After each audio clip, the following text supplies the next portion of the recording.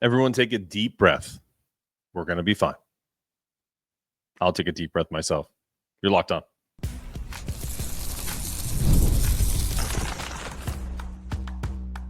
You are Locked On UConn, your daily podcast on the UConn Huskies, part of the Locked On Podcast Network, your team every day. Thanks for making Locked On UConn your first listen every day. We are free and available where you get your podcasts and on YouTube, part of the Locked On Podcast Network, your team every day. Before we dive into today's show, just wanted to take a moment to say how thankful we are for all of you. This podcast has grown so much in the last year, and it's because of fans like you who value great UConn content. We're proud to say we're the only daily podcast covering both the UConn men's and women's basketball, the basketball capital of the world, and we're thrilled to bring you the coverage you deserve. To show our gratitude, we're giving 10% of our revenue to Husky Ticket Project, HTP, helping send kids to UConn games, men's and women's, likely football as well. And we're also making a monthly donation to Bleeding Blue for Good and hope you're supporting the NIL initiatives that make a difference. If you're enjoying the show, take a moment to subscribe, follow, and leave a review wherever you listen. Thanks again for making Locked On UConn your first listen every day. We couldn't do this without you. Special shout out to my everydayers. Thank you so much for making this your first listen every day. All right. This episode is brought to you by FanDuel. You can get new customers, place a $5 bet, and you'll get started with $150 in bonus bets if you win your first $5 bet. Visit FanDuel.com to get started. Okay, so I think everybody expects me now to come in and just be like, oh, the refs were terrible, blah, blah, blah, blah, blah. But let's really dive into what happened. I'm done talking about the officials. It's frustrating. UConn lost 73-72. Honestly, it was a tale of two halves. If we're really breaking it down, it's tough to digest because the first half, we saw some of the best UConn basketball has played offensively this season, and it came out looking rejuvenated, sharp, in full control. Liam McNeely was absolutely on fire, leading the way with 16 points on 4 of 5 shooting. That's from deep. The team as a whole was clicking, shooting an impressive 56% from the field and 50% from three-point range. They built an 8-point lead at halftime. It probably could have been more. Kind of had a little bit of an issue down the stretch. They gave up a 3, I think 3 or 4 points down the stretch. It could have been about a 12 or probably even 14-point lead at half. But they looked every bit like the reigning national champions we know of this season, not last year's. Last year's team is gone, guys. Like, there's no Tristan Newton, there's no Cam Spencer, there's no Stephon Castle, who was dominating the NBA. There's no Donovan Clingan. They look like the team I watched in the URI game in the first half. Gave up some stuff down low. Defense needs to be better, but they looked every bit as confident as that team that went to Mohegan Sun and put it on the A10 URI squad. But then, as they say, the hit the fan, and the second half happened, and everything that I just talked about fell apart. Colorado came out of the locker room looking like a completely different team. They hit 9 of their first 11 shots, which fueled an 11-0 run. I think they were shooting at one point 84% from the floor as a team. Those are Villanova over Georgetown numbers from 1985. UConn's offense, on the other hand, completely sputtered. In the foul trouble, not a peep for me about the officials, but it was brutal. They had 5 players were benched in the first half because of fouls, and by the end of the game, both Terrace Reed Jr. and Samson Johnson had fouled out. That left the Huskies undersized, and Colorado took full advantage of it. Elijah Moore led their charge, finishing with 16 points. The shooting struggles in the second half were glaring. UConn hit just 11 of their 27 attempts and was only 4 of 15 from behind the arc. They couldn't find a rhythm. They had the first half that they had in the first half, and it really cost them. The heartbreaking part is UConn had led for almost 36 minutes. Colorado only led for a total of 57 seconds in this game. But unfortunately, those are the 57 seconds that matter, because that's all that matters. You could lead a whole game, but if you cannot close out games, it doesn't matter. No one gives a rip that you are dominating a game if you can't close it out. We've had 2 games in a row now where they've had a lead late and they haven't been able to, as my old coaches used to say, step on their neck. Do not let them breathe. Well, in the final moments, Andre Jakubowski hit that underhanded, kind of like over his shoulder shot that put Colorado ahead. And I have to say, we talked about it a lot on the live show last night.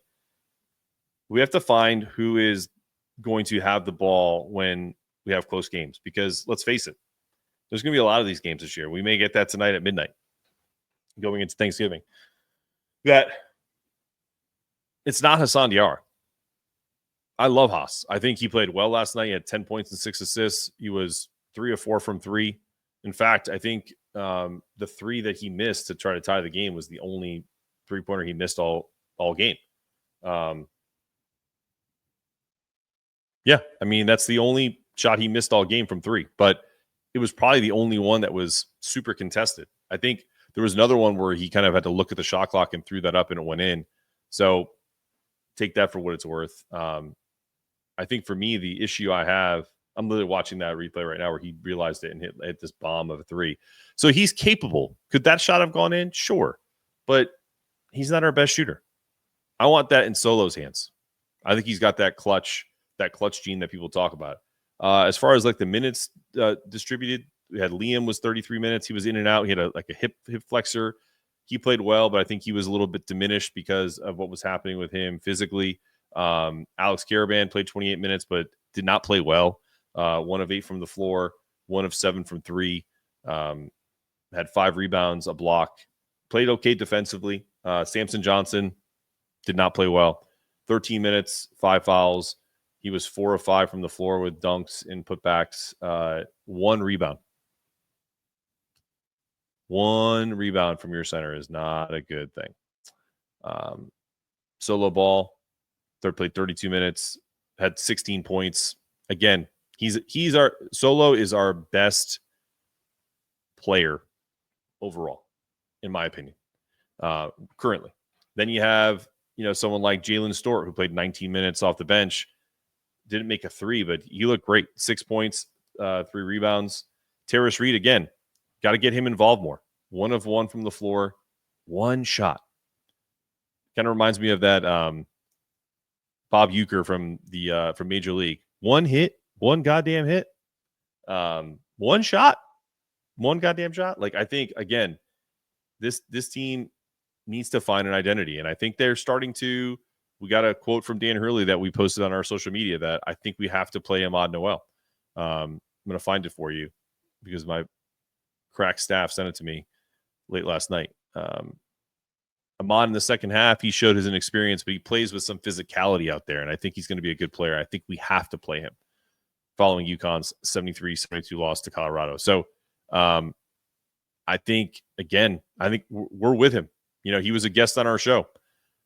His father was a guest on our show. He's a Philly kid. I think, Philly players, that toughness, that grit, it's that time. Jaden Ross still looks a little skittish. I love him. I know we gave him a lot of praise, and we're going to still continue to support him. But it was good to also see, we talked about this in the offseason, give Yusef Singari some run. He can't be much worse than Samson right now. And I know Samson's better than this, but I think he needs to be going back to his role as a off-the-bench spark plug, and Terrace Reed needs to supplant him so that there's a true inside threat to open up the spacing that we need to be a well-oiled machine of UConn sets.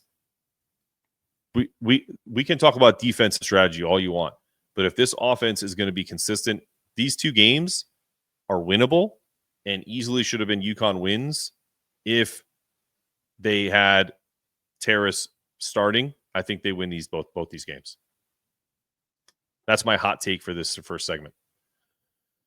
When we return, we're going to talk about the keys to victory and what's next for this Dayton game. They have an all-name team that is hysterical, and we're going to talk about those. A teaser on this. We have a couple cool names. One is Zed Key. When you hear these names tonight, if you're going to be watching the game late like I am, you're going to have a nice little chuckle. Some of these names are fantastic. We're going to talk about it after the break. Get ready to tackle the NFL action with FanDuel, America's #1 sportsbook, because right now new customers can bet $5, get $150 in bonus bets if you win your first $5 bet. That FanDuel Sportsbook app gives you everything you need to place live bets on the NFL all in one place. So when you get a hunch in the middle of a game, you can check out the latest stats, view live play-by-play, and so much more on the same page where you placed your bets. Just visit FanDuel.com to join today. You get started with $150 in bonus bets if you win your first $5 bet. That's FanDuel.com. Never waste a hunch and make every moment more with FanDuel, an official sportsbook partner of the NFL.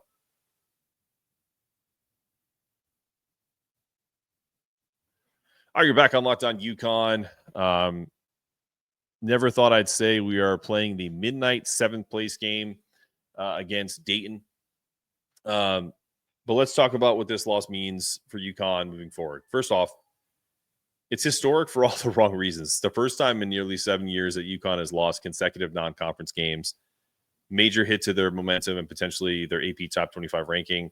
I could give a rip about the AP Top 25. I'll be honest with you. I know that I waxed poetic about how they should have been preseason #1, and I still stand by that. Even after what we saw, they should have been given the benefit of the doubt. Now that benefit of the doubt is gone. So they're going to have to work their way back into the top 25, even if I think they're going to stay ranked. If they lose to Dayton, maybe they boot them altogether. That would be a huge drop. Or maybe they're like 23 or 24. But if they beat Dayton, they'll still be, I think they'll be in the teens or the 12 or 13. I think most people don't like Dan Hurley. And I think most people have been waiting and laying in waiting for the opportunity to stick it to him, because of how they feel like he goes about his business. And the sad thing about that is that's a really sad commentary about where we are in this country, because he is as authentic a person as you will find, from everything from telling it like it is about his own team to, I mean, think about what he said about the call that was bothered him so much that, everyone's freaking out as if they've never seen him lose control before, about the over the back call. He described it the way anyone would describe watching that play, unless you are looking at it from the perspective of Memphis or the perspective of a person that does not like him. I don't think the criticism of him is criticism all you want, fair or unfair. The idea that he is now needs an intervention or is some kind of malcontent. He's always been this guy, guys. There's never been a coach that is as polarizing as Dan Hurley since, I would say, Bobby Knight. Because Coach K, people love him, hate him, but and he got on officials. He never lost his mind like this. And I don't care, because that's not who UConn fans want. So we're sitting here at 4-2 now. The Huskies are in a position where a strong showing against Dayton in the 7th place game is absolutely critical. A loss here really would be a gut punch, in my opinion. Not that we're going to give up on the season. In January of 2023, we lost 6 of 8 games. And then later on that year, we dominated the NCAA tournament. So everyone take a little step back and hold on to the reins. But we have to say what is truly going on. And one of the biggest issues I've seen so far, it's becoming a pattern, is obviously foul trouble. I don't know if that's going to change tonight with officiating. I don't know if it's, and I'm going to literally say nothing about it on the live show. I may not like a call, and I may say that, but I'm not going to blame it on the refs. I saw my friend Big Larry do a post, and I agree with him. I don't think it matters anymore.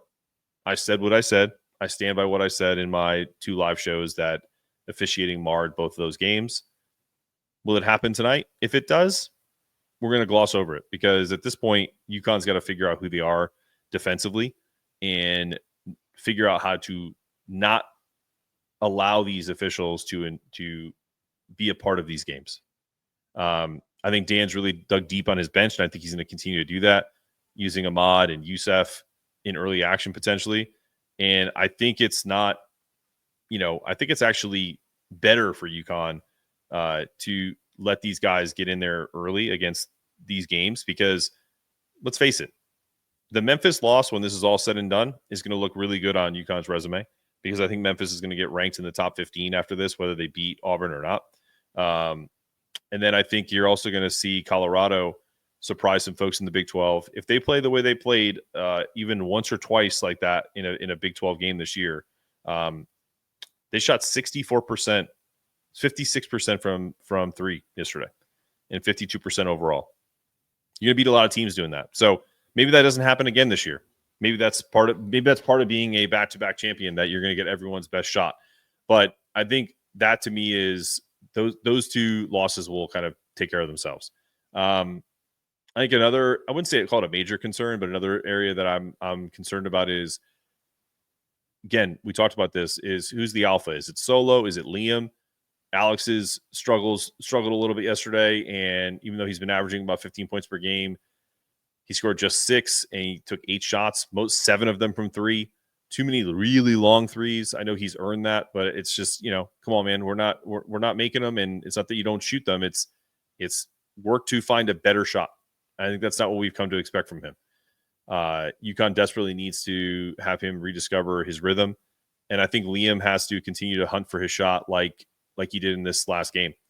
He has an apparent hip injury. It's something to monitor closely, even though he returned to the game. You don't know how it's going to feel from day to day. So hopefully he gets to play tonight. Looking ahead to Dayton, UConn is facing another team with something to prove. Dayton has had a rough tournament as well. Some similar issues. They blew a huge lead against North Carolina, falling to Iowa State by 5, and they also had a very undisciplined moment in that game against Iowa State last night. I watched the whole thing.